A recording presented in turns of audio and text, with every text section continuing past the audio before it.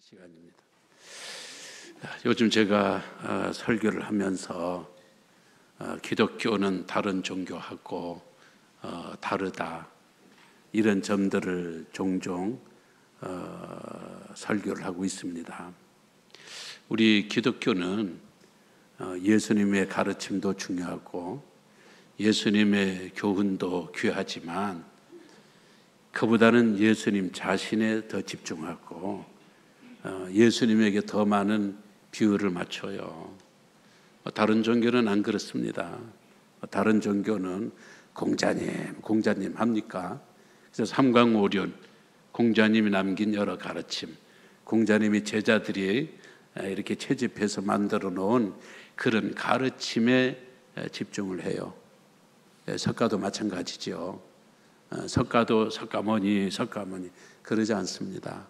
석가모니가 남긴 가르침, 그 제자들이 만들어 놓은 여러 계명에 더 집중하고 그렇습니다. 무함마드, 이슬람의 무함마드도 역시 마찬가지예요. 무함마드 개인적으로 보면요, 진짜 대단한 사람이에요. 어떤 존경할 만한 이런 게 많지 않는 사람이에요. 근데 이슬람이 저렇게 극성을 떨치는 것을 보면은 이 계명들 또 가르침들 이런 것들이 그 중동 지방에 딱 맞는 것 같아요. 그래서 그 사람들이 이슬람 하면 믿지. 무함마드 개인적으로는 나중에 말씀을 드리겠습니다만은 몰라 그쪽 사람들은 몰라도 우리 유교적인 문화권에 있는 우리의 입장에서는요 참 별로 존경할 만한 그런 분이 아닌 것 같아요. 기독교는 달라요. 기독교는 예수님이 어떤 교훈을 주셨는가, 우리에게 어떤 가르침을 주셨는가, 가르침과 그 내용에 집중하기보다는 예수님은 누구시냐, 예수님은 누구신가, 예수님께서 나를 위해서 무엇을 해주셨나, 그분이 나를 위해서 어떤 일을 해주셨는가, 여기에 집중해요. 여기에 집중하니까 예수님이 나한테 이렇게 해주셨는데 나는 어떻게 살아야 되나, 나는 어떤 사람이 되어야 되나, 여기서부터 교훈이 들어가고 가르침이 필요한 거예요. 그러니까 교훈과 가르침보다는 예수님 자신, 예수님이 나에게 다른 사람 할 것도 없고 예수님이 나에게 어떤 분인가, 예수님이 나를 위해서 무슨 일을 해주셨는가. 우리가 예수 믿는다는 것은 여기서부터 출발해야지. 빛이 되어라, 소금이 되어라, 서로 사랑해라, 용서해라. 아니면 그런 교훈과 가르침은 다른 종교에도 충분해요. 충분. 그런데 예수님은 누구신가 할 적에 이제 여러분들에게 제가 묻겠습니다. 예수님은 하나님이시고 신성, 예수님은 참 사람이시고 인성, 양성이 연합되신 분이에요. 인간의 머리로는 이게 이해가 잘 안 되죠. 그러면 여러분은 예수님이 참 사람이시라는 사실, 예수님이 참 하나님이라는 사실, 둘 중에 어느 게 더 믿기 힘들어요? 어느 게? 당연히 예수님이 하나님이시다, 그거 믿기 힘들죠. 아니 어떻게 하나님이 사람처럼 몸을 입고, 하나님은 영이시라고 그랬거든요. 다른 데서 그런 게 아니에요. 성경에서 하나님은 영이시다 그랬는데 육체로 우리와 똑같은 모양을 지닌 이 예수 그리스도를 하나님이다, 신이라 믿을 수가 없는 거예요. 아니 신이 밥 먹습니까? 신이 화장실 갑니까? 신이 누구에게서 태어납니까? 그 태어나면 신이 아니죠. 신은 처음부터 존재해야죠. 신의 시작점이 있다면은 그건 진정한 신이 아니에요. 우리가 이 하나님의 신성 되신 예수 그리스도, 이거 믿기 진짜 힘든 거예요. 근데 말이죠, 사단은 처음에 뭐를 공격했는가? 예수님의 신성을 공격해야 되거든요. 어떻게 인간이 하나님이 되냐? 어떻게 하나님의 모양을 입고 33년 동안 여기서 살다 가셔야 되나? 이거 가짜다. 이런 이단이 먼저 나와야 되는데, 놀랍게도 첫 이단은 예수님 돌아가시자마자 곧장 나왔어요. 아니, 어떻게 보면 예수님 존재할 그때의 이단이 슬슬 나올 준비를 하고 있었는지 몰라요. 첫 이단은 예수님의 인성을 공격했어요. 예수님의 인성. 하나님이 어떻게 사람이냐? 사람이 되신 그 예수 그리스도를 공격을 했어요. 우리는 예수님의 인성은 믿잖아요. 왜?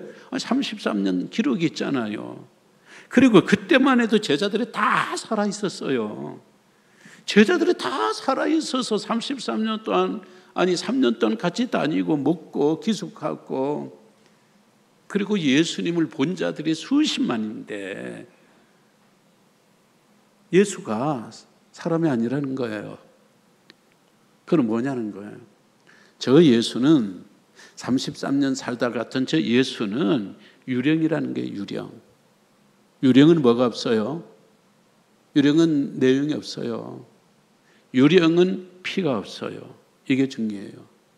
유령은 피가 없어요. 그래서 예수는 저게 그냥 사람처럼 살다 같이 헛개비라는 거예요. 그런 이단들이 나왔어요.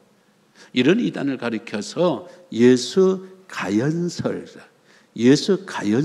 그래요. 사도 요한은 요한일서 4장에서 뭐라고 이야기를 하는가? 영들이 하나님께 속하였나 분별하라. 많은 거짓 선지자가 세상에 나왔습니다. 이로써 너희가 하나님의 영을 알지니 곧 예수 그리스도께서 육체로 오신 것을 시인하는 영마다 하나님께 속한 것이요. 여기가 중요해요. 예수를 시인하지 아니하는 영마다 하나님께 속한 것이 아니니 이것이 즉 그리스도의 영인이라 오리라 한 말을 너희가 들었거니와 지금 벌써 세상에 있느니라. 예수님의 인성을 믿지 말라는 거예요. 저분을 하나님으로 믿긴 믿어도 저분을 진짜 사람으로 믿지 말라라는 이야기예요. 만약에 예수 그리스도를 진짜 사람으로 믿지 않는다면은 예수님께서 십자가에서 죽으셨거든요. 근데 그 유령이 죽은 거예요. 헛개비가 죽은 거예요. 헛개비가 죽었기 때문에 예수님은 피를 흘릴 수가 없어요. 헛개비가 피가 없잖아요. 귀신이 피가 있어요. 귀신은 신체가 없잖아요. 예수님도 헛개비로 본 거예요. 저 너희들이 유령에 사람의 모양으로 보이고 그럴 뿐이지 전 나사렛 예수 속에는 이거는 진정한 인성이 없다. 인성이 없다는 거예요. 그래서 그들이 하는 이야기가 아니 너희 생각해봐라. 우리 육체는 다 이거 죄덩이잖냐. 육체가 죄덩이인데 거룩한 하나님께서 죄덩이 육체 속에 어떻게 33년 그 안에 거할 수가 있느냐. 그건 하나님을 모독하는 일이다. 그러니까 저 예수는 그 인성이 가짜라는 거예요. 가짜. 그리스도가 예수 속에 사시다가 예수가 십자가에 못 박힐 즈음에 그리스도는 밖으로 빠져나가 버렸다는 거예요. 빠져나가 버렸기 때문에 저 예수 그리스도가 우리를 위해서 결국에는 피 흘린 바 없다. 그런 거예요. 이게 사단이요. 이게 보통 영리한 게 아니에요. 처음부터 예수님의 신성을 건드렸으면은 이게 싸움이 되는데 예수님의 인성을 건드리니까 그럴 수도 있겠다. 아니 거룩하신 하나님이 어떻게 사람의 몸을 입으시고 33년 살다 가실 수가 있는가? 그러니까 저 예수의 인성은 가짜다, 이렇게 주장한 사람이 예수 가연설이에요. 안디옥에 ig나티우스라는 이 감독이 있어요. 이 신학자인데요. 이 사람이 평생이 예수 가연설 이거하고 싸웠어요. 그리고 뭐라고 이야기를 했는가? 어떤 불신자들은 그리스도가 십자가상에서 환상으로만 고난받았다고 한다. 이런 거짓말쟁이에게 당신의 귀를 기울이지 말라. 만일 그리스도께서 환상으로만 고난을 당했다면 내가 무엇 때문에 쇠고랑에 매이고 또 맹수로 더불어 싸울 것인가? 그러므로 그리스도의 인성을 부인하는 것은 예수님에 대한 모독이다, 이런 이야기를 했어요. 이 ig나티우스가 누구냐면 학자들은 사도 요한의 제자라고 그래요.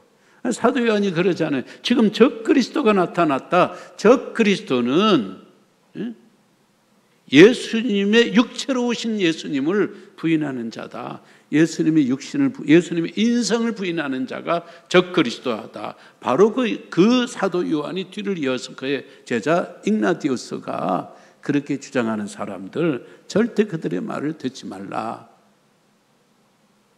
그렇게 이야기를 합니다. 오늘 이 지난 주간에는 예수님의 신성에 대해서 말씀을 드렸습니다만은 오늘은 예수님의 인성에 대해서 잠시 살펴보겠습니다. 우리가 인성, 인격, 학교에 가서는 인성교육을 시켜야 된다 자꾸 그래요. 그 인성이 뭐고 인격은 뭘까요? 인격을 구성하는 3대 요소가 있죠. 지적인 것, 정적인 것, 감성적인 것, 감정을 말하는 거예요. 의지적인 것. 요 지정의가 균형을 잘 잡으면 잘 잡을수록 그 사람은 인품 있고 인격 있고 훌륭한 사람이에요. 근데 이게 쉽지를 않아요. 어떤 사람은 지적으로 굉장히 뛰어나요. 아는 건 많아요. 영리해요. 근데 이 감정이 죽었어요. 감정을 표현할 줄 모르고, 그래서 맨날 남을 지적하고 판단하고 흉보고 남을 사랑할 줄을 몰라요. 똑바로 해. 그거 틀렸어. 너 왜 그러냐. 이게 지적인 게, 이게 강하고 이 감성이 죽으니까 그래요. 어떤 사람은 감성이 풍성해요. 감성이 풍성한데 지적인 것이 약하면 분별력이 없어요. 분별력. 아무데나 뛰어들고 아무데나 말하고. 그래서 감성에서 하자 막 이래놓고서는 의지가 없기 때문에 작심삼일, 결단력이 없고 자기가 결심한 바를 계속해서 밀고 가는 그런 뒷심이 없어요. 그러니까 훌륭한 사람은 뭐를 잘해야 된다고요? 지적인 것과 정적인 것과 의지적인 것이 삼각형 균형을 이뤄야 돼요. 균형. 우리 예수님 보세요. 예수님은 지적인 분이셔요. 지난 주간에 말씀을 드렸잖아요. 예수님은 지혜가 자라가며, 지혜가 자랐어요. 단계 따라, 연령에 따라 예수님이 지혜가 자른 거예요. 하나님은 자라지 않아요. 하나님의 지혜는 자라지를 않아요. 하나님의 지혜는 처음부터 완벽하기 때문에 하나님의 지혜는 불변입니다. 전지전능하신 불변이에요. 근데 예수님께서는 신체가 자라는 것처럼 지혜가 자랐어요. 지혜가 자랐다는 것은 인간이라는 뜻이에요. 그리고 그 지혜는 계속해서 자랐다는 거예요. 예수님을 감시하게 왔던 예루살렘의 감시관들이 돌아가서 그렇게 보고했잖아요. 나 이런 가르침을 들어본 적이 없습니다. 이런 교훈은 우리가 들어본 적이 없습니다. 그리고 나사렛 동네 사람들도 뭐라고 그랬습니까? 봐. 우리와 함께 자란 목수의 아들인데, 아니 세례받고 어디 갔다 와 보니까 저 지혜는 어디서 난 거냐? 저 지혜는 어디서 난 거냐? 예수님은 지혜를 계속 살았어요. 저는 우리 늘뵙게 성도님들이 지혜가 멈추지 말고 지혜가 계속해서 자랐으면 좋겠어요. 지식도 자라야지만은 지혜가 계속해서 자라. 어디까지? 예수 그리스도의 장성한 분량에 이르기까지 늘 공부하고 늘 연구하고 늘 생각하고 늘 묵상하면서 우리의 지혜의 지식의 폭이 갈수록 풍성하고, 나이가 되고 노인이 되어도 우리의 뇌가 멈추지 말고 뇌가 계속 팽창할 수 있는 지혜가 자라는 성도님들이 되었으면 참 좋겠습니다. 예수님은요, 이 정적으로도 풍성하신 분이에요. 불쌍히 여길 줄 알고, 예수님은 또 가련한 걸 보면요 우셨어요. 예수님이 우셨어요. 하나님 우셔요? 하나님 우시질 않죠. 예수님 우신 걸로 보면은 예수님은 참 사람이에요. 뿐만 아니라 때로는요 분노하셨어요. 분노. 야, 이 독사의 새끼들아, 이렇게까지 하면서 예수님께서는 불의를 보고 분노하셨어요. 감정의 폭이 장난이 아니에요. 약함에서 강함, 강함에서 부드러움으로 우리 예수님의 감성의 폭은 충만했어요. 저는 우리 늘뵙게 성도님들의 감성이 더 풍성해지기를 주의 이름으로 기원합니다. 특히 남성분들의 감성이 좀 약해요. 유교 문화권이기 때문에 이 감성을 표현할 줄을 몰라요. 너무 외로워요. 우리가 감성을 표현할 줄 모르면, 남자의 감성들이 죽어버리면요, 우리가 나이 들어가면서 점점 외로워지고 우리가 고독해져요. 남자들이 자꾸 감성을 더 개발하고 여성성을 더 개발해야 돼요. 남자들이. 그래서 교회에서 연습을 해야 돼요. 잘 지내죠? 아이고 집사님, 아이고 오늘 보니까 참 좋네. 이렇게 그냥 그 집안에 그런 일이 있다는 소식도 내 좀 가슴이 아프고 좀 더 많이 기도할게요. 이런 것들 우리 남자분들이 자꾸 표현을 해야 돼요. 예수님께서 그러셨으니까 우리 감성이 어디까지? 예수 그리스도의 창성한 분량까지 우리 대한민국 남자들, 특히 우리 늘뵙게 이 남자분들이 더욱더 이 감정이 메마르지 않고 자꾸 표현하고, 물된 동산처럼 자꾸 이런 것들이 들어가고 나오고, 참 그랬으면 좋겠습니다. 의지. 우리 예수님의 의지는 굉장히 강하신 분이에요. 지금 예루살렘 올라가면 십자가형입니다. 그럼에도 불구하고 가자, 예루살렘으로 가자, 의지를 보였습니다. 겟세마네 동산에서 아버지여, 내 의지대로 하지 말고 내 뜻대로, 뜻이 의지잖아요. 내 뜻대로 하지 말고 아버지의 뜻, 아버지의 의지대로 되기를 원합니다. 내 뜻을 포기하고 아버지 하나님의 의지에 내가 순종할 정도면은 의지가 굉장히 강하신 분이에요.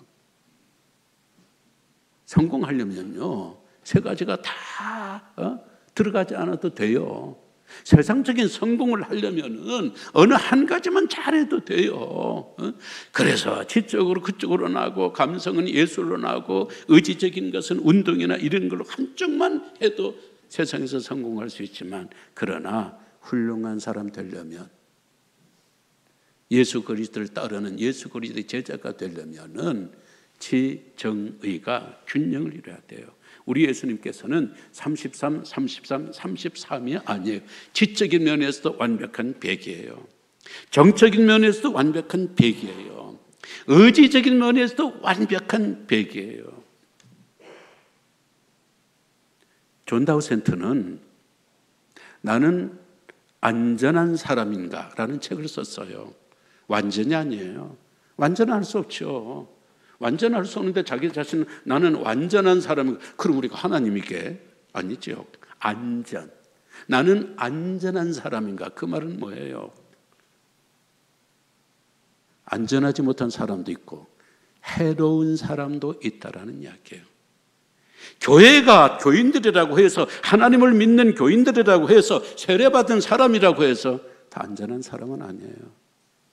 미안하지만 어떤 사람은 위험해요. 어떤 사람은 해로워요. 어떤 사람은 아슬아슬 불안전해요.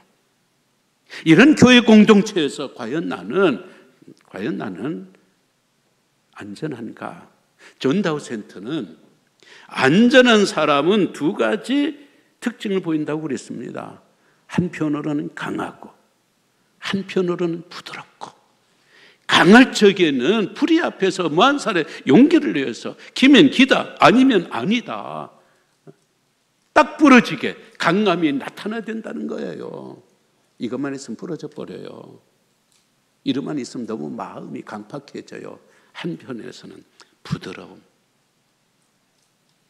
연약한 분들 안 됐다는 이야기, 삶에 고통당하고 있는 이런 분들 보면 눈물 흘리고 가슴 아파하고 손잡아주고 한없이 따뜻한 이 부드러움, 강함과 부드러움, 부드러움과 강함이 이렇게 같이 가야 된다는 거예요.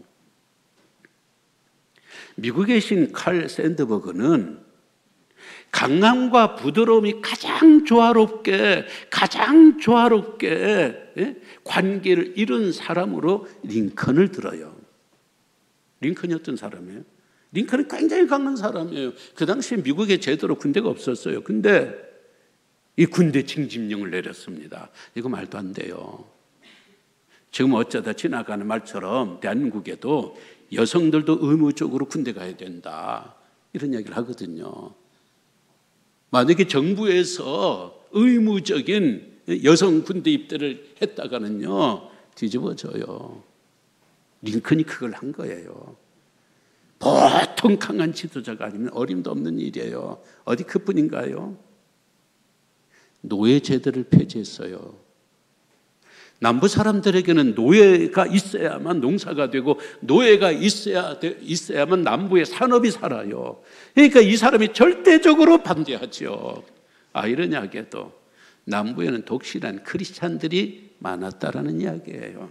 그 말은 결국 뭐냐? 크리스찬이라고 안전하지는 않다라는 이야기예요. 남부가 반대하니까 어떻게 해야 돼요? 전쟁이 벌어졌어요. 그게 남북 전쟁입니다. 남부가 아주 군사력이나 물자면이나 모든 면에서 우월했습니다. 그러나 링컨의 북군이 이겼어요. 얼마나 강해요. 군대를 징집하고 노예제도를 폐지하고 남북전쟁에서 승자가 되고 이렇게 강한 사람인데, 강하기만 했다면 링컨이 오늘날 위대한 위인으로 링크되지 않았을 거예요. 링컨은 엉클 소멸하는 이 작은 동화집 한 권을 읽고 야, 노예가 이렇게 안 됐구나, 노예가 이렇게 불쌍한 사람이구나, 노예 폐지 운동을 시작한 거예요. 동화집 한 편을 읽고 남자가. 시골로 가는데 링컨이 좀 못생겼잖아요. 미국 사람치고는 좀 못생겼어요. 너무 길쭉하고 그래서 한 소녀가 아저씨는 수염을 기르면 좋겠어요, 이렇게 말했는데 그 말을 듣고 와서 그날부터 수염 길어서 지금 우리 아브라함 링컨 하면 이렇게 수염 탁. 얼마나 마음이 부드러운 남자예요. 작은 소녀의 말 한마디에 그거 듣고 와서 수염을 기를 수 있는 그런 자상한 아버지와 같은 그런 자상함, 이것이 링컨의 강함과 부드러움과 강함이에요. 이거를 100% 완벽하게 조화를 이루고 있는 사람. 그런데 이 링컨은 누구에게서 그걸 봤을까요? 링컨은요, 정규적인 학교를 하나도 졸업한 적이 없어요. 그는 평생이 성경책 하나밖에 몰랐어요. 이 안에서 그는 예수 그리스도를 발견한 거예요. 예수 그리스도의 강함. 강한 자들 앞에서는 강해지는 예수 그리스도. 약자들 앞에 서면 한없이 약해지는 예수 그리스도.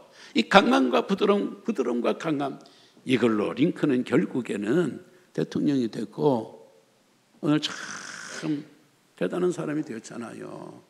우리 예수님께서 인간적으로 완벽하고 안전한 이런 인성을 지니신 거예요.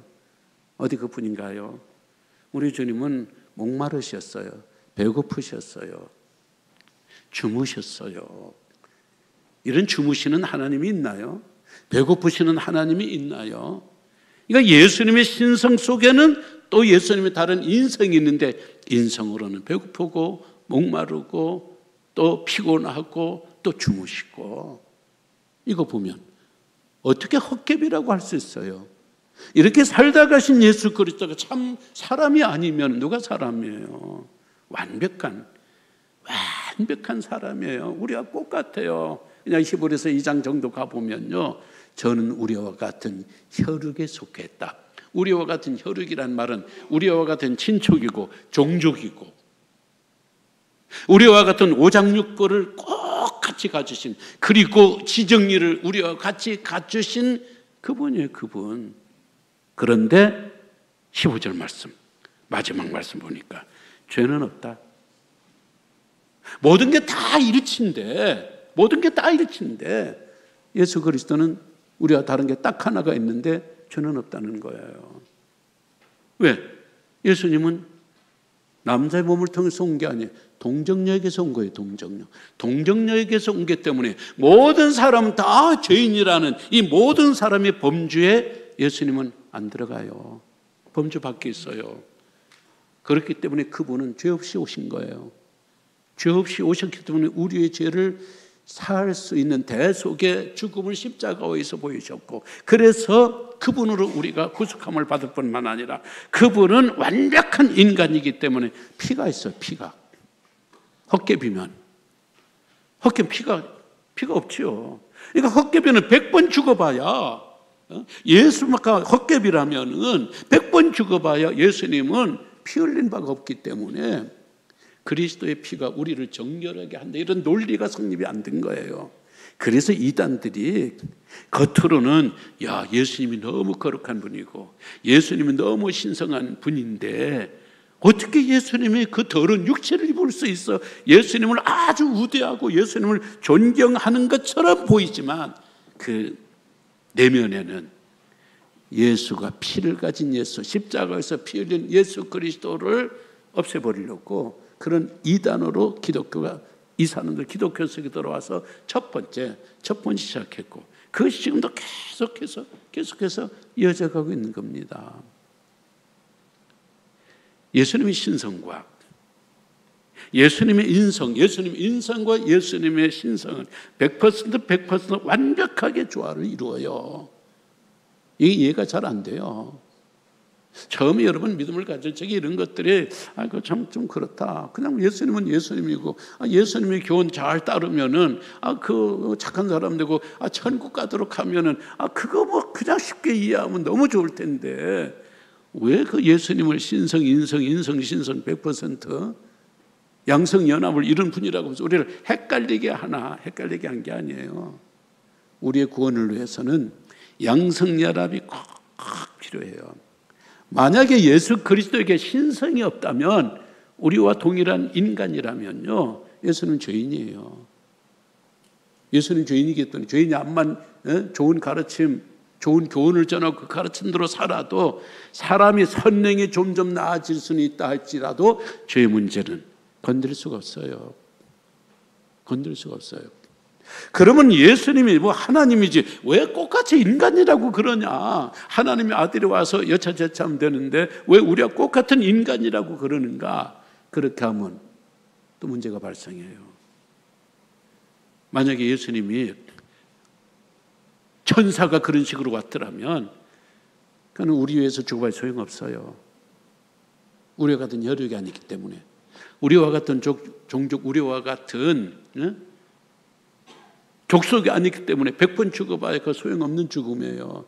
우리와 같은 인간이기 때문에 우리 위해서 대신해서 대속의 죽음을 죽을 수 있고 피를 흘릴 수 있고, 그 피로, 죄 없는 피로 우리의